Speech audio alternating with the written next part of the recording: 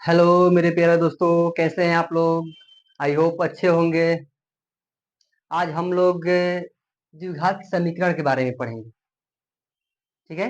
द्विघात समीकरण को हम लोग कैसे मात्र 5 से 10 सेकंड में हल करेंगे, आज सीखेंगे हम लोग। ठीक है। द्विघात समीकरण हल करने का तरीका तो सभी लोग जानते होंगे, क्योंकि इसको हल करने का बहुत सारा तरीका है। अगर हम इसका बेसिक तरीका की बात करें तो आप लोग शायद जानते होंगे कि x बराबर, ये डायरेक्ट फॉर्मूला होता है कि -b plus minus root b square minus 4ac बटा में 2a। यानी इसी के सहारे हम लोग क्या करते हैं, x का मान ज्ञात करते हैं, जिसमें दो मान आते हैं, एक बार प्लस में रखते हैं, एक बार माइनस में रखते हैं। लेकिन हम लोग इस विधि से नहीं ज्ञात करेंगे, क्योंकि इस विधि से अगर हम ज्ञात करेंगे तो थोड़ा सा समय ज्यादा लगेगा। हम लोग क्या करेंगे, एक ट्रिक के माध्यम से हम लोग इसको ज्ञात करेंगे, जो आपको बहुत कम समय में, और हम आपको याद दिला दें कि इससे किसी भी कंपटीशन में, हालांकि हम जब बैंक की बात करते हैं तो बैंक में इससे 5 क्वेश्चन पूछे जाते हैं। समझ जाइए, बैंक में 5 क्वेश्चन आते हैं और 5 नंबर के आते हैं। और किसी भी एग्जाम में कम से कम एक क्वेश्चन तो पक्का ही आता है, किसी भी कंपटीशन का हो। ठीक है। आज हम लोग उस ट्रिक की बात करेंगे जिसके सहारे हम लोग क्या करेंगे, इसको बनाएंगे। ठीक है। चलिए हम उस ट्रिक की बात करते हैं।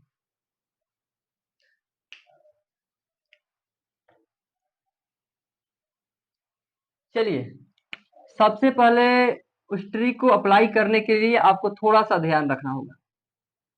ये भी ये बी क्या होता है, तो x के गुणांक जो भी होता है उसको हम लोग क्या कहते हैं, बी कहते हैं। जो एक्स स्क्वायर का गुणांक होता है उसको हम लोग ए कहते हैं, और जो एक्स का गुणांक होता है उसको हम लोग क्या कहते हैं, बी कहते हैं। और जो यहाँ अचर पद होता है उसको हम लोग सी कहते हैं, कांस्टेंट। ठीक है। चलिए, अब हमको बताइए, जो एक्स का गुणांक होगा या तो प्लस में होगा या तो माइनस में होगा। क्या इसके अलावा कोई दूसरा होगा क्या? अगर एक्स का गुणांक जो होगा या तो प्लस में होगा या तो माइनस में होगा, दो ही हो सकता है ना। याद रखिए, जब एक्स का गुणांक यानी बी जब प्लस में होगा तो बी और सी दोनों का चिन्ह आपस में क्या होंगे, बदल जाएंगे। ठीक है। और जब बी माइनस में होगा तो सिर्फ बी का मान बदलेगा, यानी बी का जो चिन्ह है वो क्या होगा, बदल जाएगा। समझ में नहीं आया ना? चलिए हम बताते हैं आपको क्वेश्चन पर अप्लाई करके। देखिए, एक्स का गुणांक यानी ये बी का मान है ना, +20 है। अब हमको बताइए, यहाँ पर क्या है, प्लस में है ना। हमने कहा कि जब प्लस आएगा तो बी और सी का चिन्ह आपस में बदल जाएंगे। जैसे ये बी हो गया, ये सी हो गया, इसका चिन्ह पहले प्लस में है तो अब क्या हो जाएगा, माइनस में। ये भी प्लस से क्या हो जाएगा, माइनस में। बस इतना ही करना है। इसका मतलब यही हुआ कि इसका चिन्ह अगर प्लस में बी का मान है तो इसका चिन्ह आपस में वो दोनों का बदल जाएगा। अगर माइनस में है, अगर माइनस में बी क्या है तो सिर्फ क्या बदलेगा, बी का मान बदलेगा। चलिए, अब इसके बाद एक चीज और ध्यान रखना है। क्या ध्यान रखना है, ये जो आपका 96 है ना, अब इसको दो भाग में तोड़ना है। ठीक है। जिसको अगर यहाँ प्लस रहेगा तो जोड़ने पर 20 आना चाहिए। थोड़ा सा ध्यान दीजिएगा, हमने कहा कि अगर यहाँ प्लस रहेगा तो जोड़ने पर 20 आना चाहिए, अगर यहाँ माइनस रहा तो घटाने पर ये बीच वाला आना चाहिए, यानी 20 आना चाहिए। तो बताइए, हम 96 को कैसे तोड़ेंगे ताकि जोड़ने पर क्या आ जाए, 20 आ जाए। तो हम क्या 12 और 8 के रूप में तोड़ सकते हैं क्या? 12/96 और 12 और 8 क्या होते हैं, 20 होते हैं। याद रखिएगा, पहले हमेशा बड़ा वाला लिखा जाएगा, उसके बाद हमेशा छोटा वाला लिखा जाएगा। इस बात को आप लोग क्या कीजिएगा, याद रखिएगा कि पहले बड़ा वाला होगा उसके बाद छोटा वाला होगा। बस यही तो आपका आंसर। बस यानी आपके जो x का मान आया वो -12 और -8, यही आपका क्या हुआ, ये आपका आंसर हो जाएगा। ठीक है, याद रखिएगा इसको। क्या हुआ आंसर आपका, -12 और -8, यही है हमारा x का मान। चलिए दूसरा की हम बात करते हैं। अब देखिए, हमने कहा था कि हमको b को देखना है कि b का चिन्ह जो है प्लस में है कि माइनस में। यहाँ b क्या है, माइनस में है ना। हमने कहा कि जब माइनस में होगा तो सिर्फ b का मान चेंज होगा, यानी ये b जो है ये प्लस माइनस से क्या हो जाएगा, प्लस में हो जाएगा। ये प्लस में है तो ये प्लस में ही रहेगा। ठीक है। अब यहाँ क्या है, 84 है। अब बताइए, 84 को हमको ऐसे दो भाग में तोड़ना है जिसको जोड़ने पर 19 आना चाहिए। सिर्फ जोड़ने पर, क्योंकि यहाँ क्या है, प्लस है ना, यानी 84 को हमको जोड़ने पर 19 आना चाहिए। तो कैसे तोड़ेंगे, 12 और 7 के रूप में तोड़ सकते हैं क्या। 12 7 क्या होता है, 19 होता है, और 12 7 है 84। याद रखिएगा, पहले क्या लिखा जाएगा, पहले आपको बड़ा वाला लिखा जाएगा, उसके बाद छोटा वाला लिखा जाएगा। यही आपका आंसर हो गया। 5 सेकंड से ज्यादा कभी नहीं लगेगा। आप तरीका जब सीख जाएंगे तो 5 सेकंड से ज्यादा कभी नहीं लगेगा, याद रखिएगा। चलिए अब तीसरा की बात करते हैं। अब देखिए यहाँ पर जो b का है मान वो माइनस में है ना, क्योंकि x का गुणांक ही b का मान होता है। अब यहाँ b का मान जो है वो माइनस में आ गया है, तो हमने कहा कि जब b का मान माइनस में होगा तो सिर्फ b का चिन्ह बदलेगा। अब यहाँ b का चिन्ह माइनस में है तो ये क्या हो जाएगा, प्लस में हो जाएगा। हो जाएगा क्या, लेकिन जो ये है ये चिन्ह नहीं बदलेगा, यानी c का चिन्ह नहीं, ये माइनस है तो माइनस से रहेगा। अब हमको बताइए, अब इस 96 को हमको ऐसे दो भाग में तोड़ना है जिसको घटाने पर क्या आना चाहिए, 20 आना चाहिए, जोड़ने पर नहीं। हमने यहाँ 96 को तोड़ा था तो जोड़ने पर हमको 20 चाहिए था, लेकिन यहाँ माइनस है ना, तो 96 को ऐसे दो भागों में तोड़ना है जिसको घटाने पर 20 आना चाहिए। तो क्या होगा, 24 चौके क्या होता है 96। 24 में से हम क्या घटाएंगे, 4 घटाएंगे तो क्या आ जाएगा, 20 आ जाएगा क्या। 24 में से अगर हम 4 को घटाएंगे तो 20 हो जाएगा, 24 में 4 से गुणा करेंगे तो 96। अब कोई कहेगा कि सर 12 और 8 क्यों नहीं लिए। हम 12 और 8 इसलिए नहीं लिए क्योंकि 12 में से हम 8 को घटाएंगे तो 20 नहीं आएगा, जोड़ेंगे तो ना 20 आएगा, लेकिन हमको क्या करना है, घटाना है। हमने क्या कहा, यहां ध्यान दीजिएगा, अगर यहां माइनस है तो इसको ऐसे दो भाग में तोड़ना है जिसको घटाने पर 20 आना चाहिए। अगर यहाँ प्लस है तो ऐसे इसको दो भागों में तोड़िए जिसको जोड़ने पर 20 आना चाहिए। ठीक है, देखिए यहाँ भी 96 है, यहाँ भी 96 है, यहाँ भी 20 है, यहाँ भी 20। डिफरेंस सिर्फ किस चीज का है, तो यहाँ प्लस में है और यहाँ माइनस में है।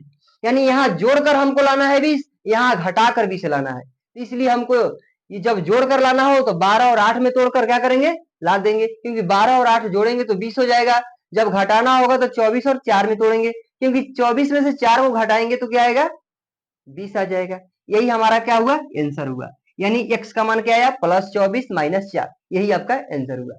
चलिए ये तो थोड़ा सिंपल वाला था।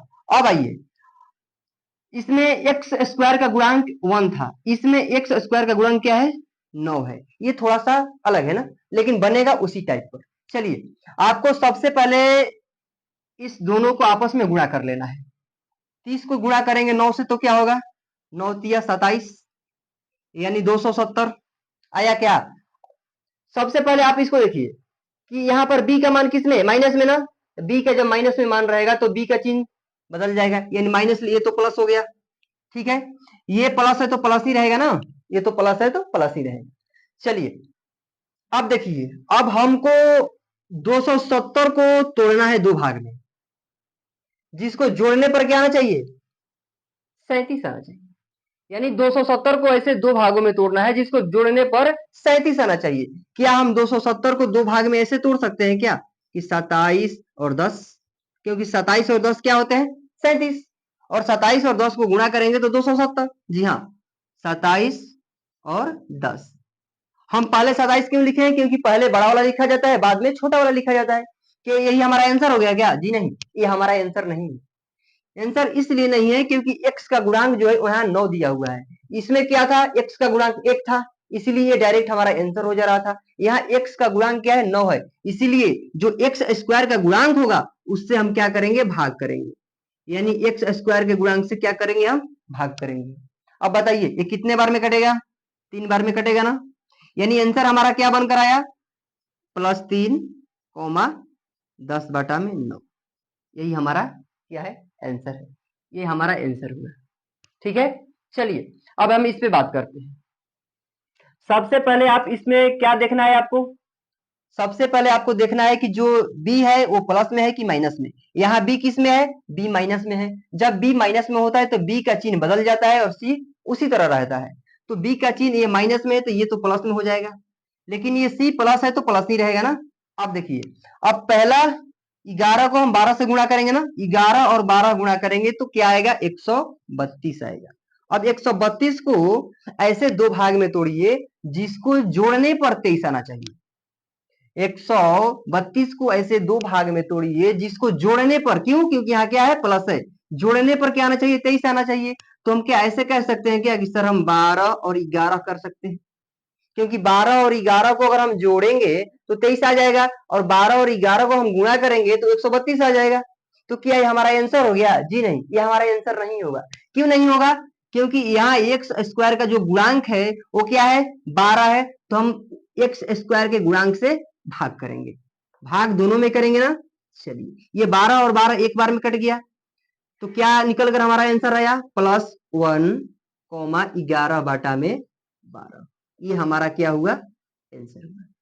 ठीक है, समझ में आया आप लोगों को? यहाँ आप लोगों को दो चीज ध्यान देनी है सिर्फ। क्या ध्यान देनी है? सबसे पहला पॉइंट ये ध्यान देना है कि जो हमारा बी का मान है वो प्लस में है कि माइनस में है।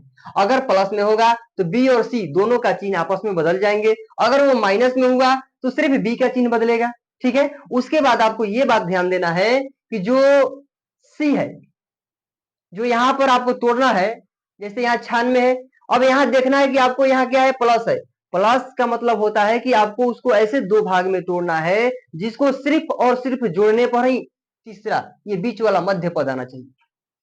ठीक है, याद रखिएगा इस बात को। ये जो क्वेश्चन है ये आप लोग खुद बनाइएगा और इसका आंसर जो है आप कमेंट में लिखिएगा। ठीक है, इस क्वेश्चन को आप लोग जरूर बनाइएगा। ठीक है, वीडियो अगर अच्छी लगी तो लाइक कीजिएगा और चैनल को सब्सक्राइब कर लीजिएगा। याद रखिएगा, अपने दोस्तों के साथ शेयर करना मत भूलिएगा। ठीक है, चलिए मिलते हैं अगले वीडियो में।